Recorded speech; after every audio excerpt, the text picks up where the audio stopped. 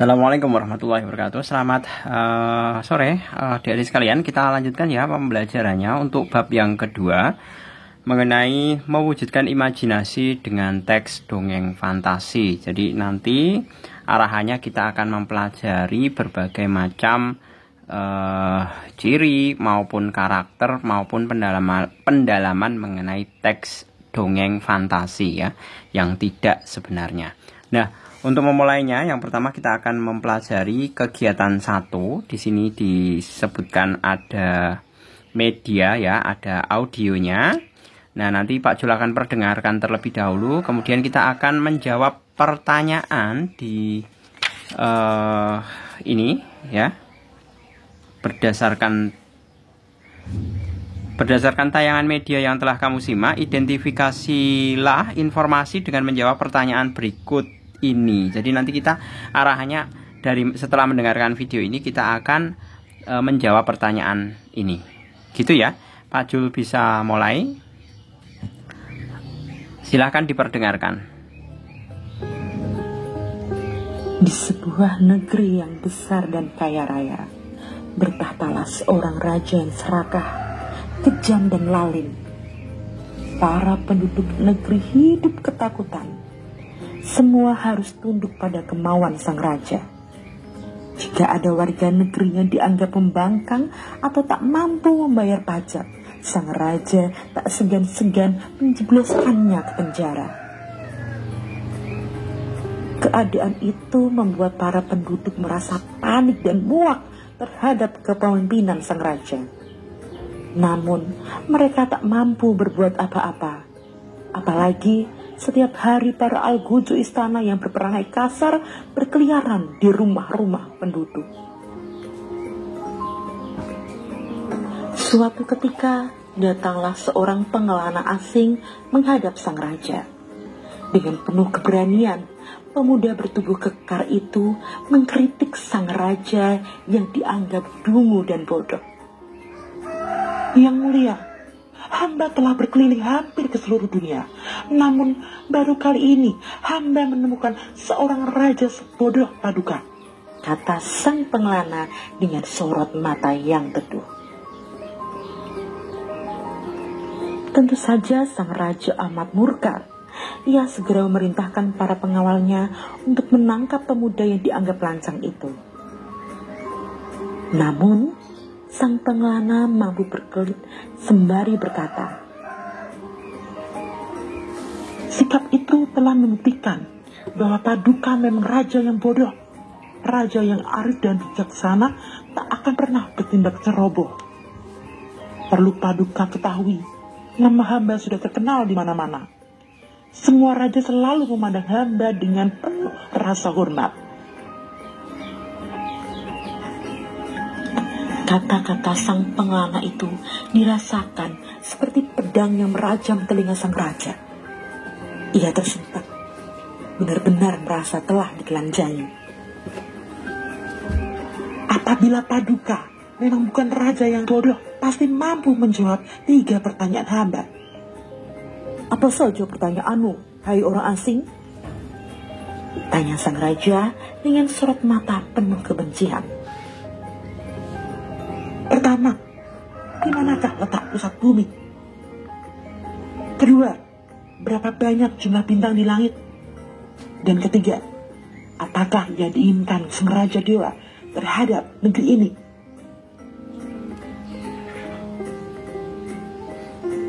Sang raja kebingungan. Berkali-kali ia menatap wajah para pengawalnya yang tertunduk dan membisu. Suasana menjadi hening. Hal itu membuat perasaan sang raja makin besar. Merasa telah dipermainkan oleh pengelana asing yang sama sekali tak dikenalnya. Sang pengelana bersorak dalam hati. Ia yakin sang raja telah terperangkap dalam jebakannya. Hamba memberi waktu 3 hari kepada Paduka untuk menjawabnya. Paduka boleh minta bantuan siapa saja, ucap sang pengelana memecah keheningan sambil berjingkat keluar istana. Sepeninggal sang pengelana, sang raja segera mengumpulkan para menteri, hulu balang, penasihat, ahli nujum, dan warga yang cerdik. Dia memerintah mereka mencari jawaban dalam waktu 3 hari. Mereka yang tak mampu menjawab akan dijebloskan ke penjara. Ketika sang pengelana kembali ke istana, orang-orang yang dipercaya oleh sang raja telah memberikan jawaban masing-masing. Namun, sang pengelana dengan mudah mampu membuktikan jawaban mereka tidak ada yang benar. Sang raja makin murka. Yang gagal memberikan jawaban benar segera dijebloskan ke penjara. Memasuki hari ketiga, sang pengelana sudah tiba di istana pagi hari. Ketika tiba di ruang pertemuan, tak seorang pun hendak menjawab pertanyaan-pertanyaan itu. Tinggal sang raja dan sang pengelana yang duduk berhadapan. Dengan sendirinya, sang rajalah yang harus menjawab sendiri. Terjadi perdebatan seru. Sang pengelana yang cerdas itu berhasil mementahkan jawaban-jawaban sang raja dengan alasan-alasan yang masuk akal. Sang raja makin tersudut. Peristiwa di istana yang sudah berlangsung 3 hari itu terdengar oleh seorang penggembala kambing. Orangnya masih muda, kepalanya tertutup kopiah yang terbuat dari kulit kambing. Tubuhnya kurus dan dibalut jubah putih. Namun wajah dan sorot matanya memancarkan bahwa ia seorang yang cerdik dan banyak akal. Ia berusaha ikut mencari jawaban atas ketiga pertanyaan itu. Seperti mendapatkan ilham, ia bergegas menuju ke istana sambil membawa tongkat gembala.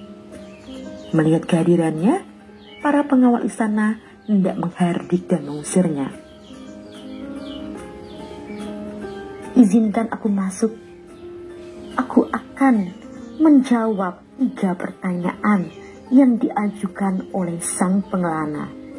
Nasib negeri ini ada di tanganku," jawab sang penggembala bersikeras untuk masuk ke istana. Namun, para pengawal tampaknya sulit diberi pengertian hingga akhirnya terjadilah keributan. Kejadian di depan pintu gerbang istana itu terdengar juga oleh sang raja yang sedang putus asa. Ia segera menyuruh penggembala untuk menghadapnya. "Anak gembala jelek, benarkah kau ingin menjawab 3 pertanyaan itu?" tanya sang raja dengan mata membelalak. "Benar, Yang Mulia," jawab sang penggembala tenang. "Tahukah kamu akibatnya jika gagal menjawabnya?" "Hamba tahu, Paduka." "Baiklah, silahkan kau menjawabnya. Tapi ingat, jika gagal, kamu yang akan jadi gantinya," tegas sang raja. Sang penggembala menjawab dengan takzim. Tiba-tiba, sang penggembala meletakkan ujung tongkat gembalanya di lantai, persis di depan kaki sang raja. "Disinilah letak pusat bumi. Jika tidak percaya, Anda harus bisa membuktikan bahwa jawaban saya salah," kata sang penggembala sambil menatap wajah sang pengelana. Sang pengelana mengangguk-angguk membenarkan jawaban sang penggembala.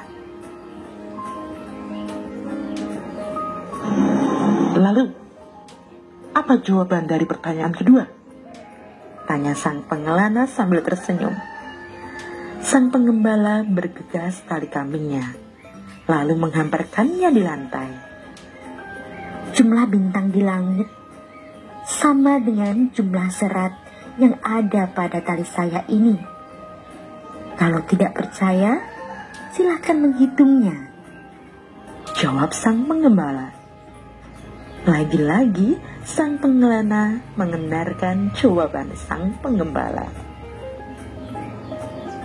Kini, apa jawaban dari pertanyaan terakhir? Serga sang pengelana. Sang penggembala berpikir sejenak. Sejurus kemudian, wajahnya tampak berbinar-binar. Nah, Yang Mulia, izinkan hamba memegang pedang kerajaan. Setelah itu, hamba mohon Paduka turun sebentar dari tahta. Minta sang penggembala sambil tersenyum. Seperti tersihir, tanpa berpikir panjang, sang raja meluruskan permintaan penggembala itu. Setelah memegang pedang kerajaan, sang penggembala tampak begitu gagah dan berwibawa. Sangat kontras dengan penampilan sebelumnya. Hai para pengawal, tangkap raja kejam dan lalim itu. Buanglah ia ke hutan rimba, karena telah menghukum banyak orang yang tak berdosa. Serunya kepada para prajurit istana. Melihat pakaian kebesaran yang dikenakan dan pedang kerajaan di genggaman tangan sang penggembala, para prajurit dengan sigap menangkap sang raja yang serakah dan tamak itu. Kepada pengelana, sang penggembala mengatakan bahwa apa yang telah diperbuatnya merupakan kehendak sang raja dewa yang menginginkan pergantian kepemimpinan dan negeri yang besar dan kaya raya itu. Nah, semua pertanyaan Anda telah terjawab, kata anak gembala itu dengan sorot mata yang teduh dan wibawa. Sang pengelana mengangguk-angguk, lalu berjingkat keluar istana, meneruskan pengembaraan dari satu negeri ke negeri lain, entah sampai kapan. Mendengar sang raja yang kejam dan lalim telah terusir dari istana dan mengangkat sang penggembala menjadi raja, seluruh warga di seantero negeri menganggap sang penggembala telah menjadi penyelamat negeri dari kesewenang-wenangan raja yang serakah, tamak, kejam dan lalim. Di balik kepala mereka membayangkan sebuah negeri yang subur, makmur, dan kaya raya yang diperintah oleh seorang raja yang adil, arif, dan bijaksana. Oke, saya rasa cukup ya penjelasannya. Langsung saja kita bahas mengenai pertanyaannya. Kita mulai yang pertama. Siapa sajakah tokoh yang dikisahkan dalam dongeng tersebut? Tentu yang pertama adalah rajanya yang serakah ya. Kemudian pengelana asing. Kemudian ada penduduk negeri yang sebagai objek penderita ya, yang sering dikelabuhi oleh rajanya. Kemudian yang muncul di terakhir kali adalah si penggembala kambing. Itu ya, para peran-peran di dalam tokoh dongeng tersebut. Kita lanjutkan untuk pertanyaan yang kedua. Bagaimanakah watak-watak tokoh yang dikisahkan dalam dongeng tersebut? Oke, karena yang sekiranya kita bisa melukiskan itu kan 3 orang. Yang pertama, kalau penduduk negeri itu kan jumlahnya kan banyak. Jadi kita tidak bisa menuliskan satu persatu mengenai perwatakannya. Nah, yang bisa kita tuliskan mengenai perwatakannya itu ada 3 tokoh ya. Yang pertama itu adalah raja. Rajanya itu jelas serakah, kejam, dan lalim. Itu semua disebutkan di dalam cerita. Di dalam kalimatnya itu disebutkan secara langsung. Jadi diceritakan langsung di dalam cerita. Kemudian pengelana asing itu memiliki perwatakan berani, kritis, juga pintar.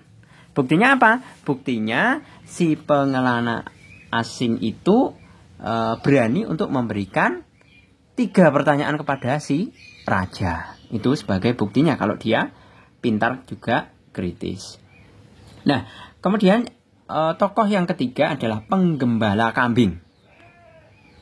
Penggembala kambing itu memiliki sifat yang cerdik dan banyak akal.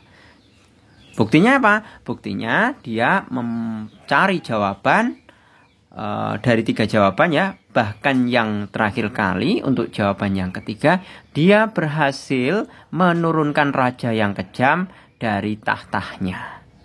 Nah, itu bukti kalau dia cerdik. Seperti itu. Kemudian kita lanjut ke pertanyaan nomor 3 ya. Di mana sajakah berbagai peristiwa yang dikisahkan dalam dongeng tersebut? Nah, peristiwanya itu terjadi di dalam sebuah istana dari sebuah negeri yang besar dan kaya raya.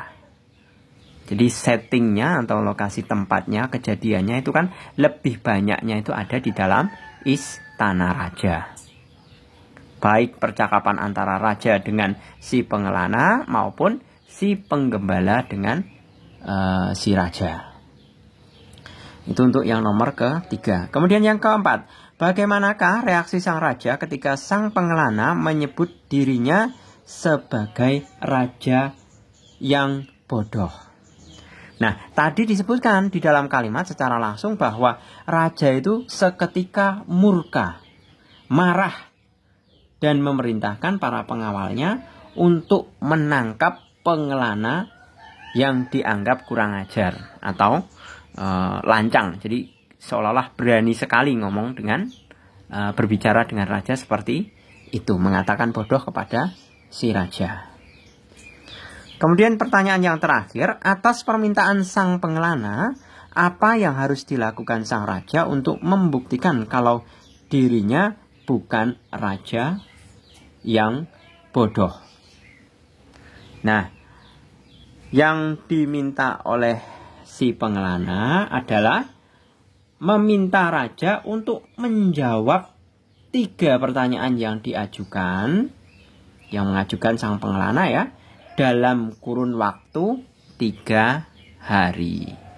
Itu merupakan permintaan dari sang pengelana. Oke, saya rasa cukup ya untuk pemahaman. Jadi bagaimana kita memahami dongeng atau cerita fantasi ya, cerita yang tidak sebenarnya dari sebuah audio secara langsung.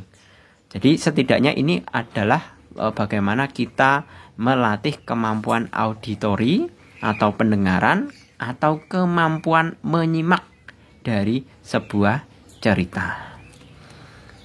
Gitu ya. Selanjutnya nanti akan dilanjutkan pada pembelajaran berikutnya ya. Ini ada kepompong kalau nggak salah.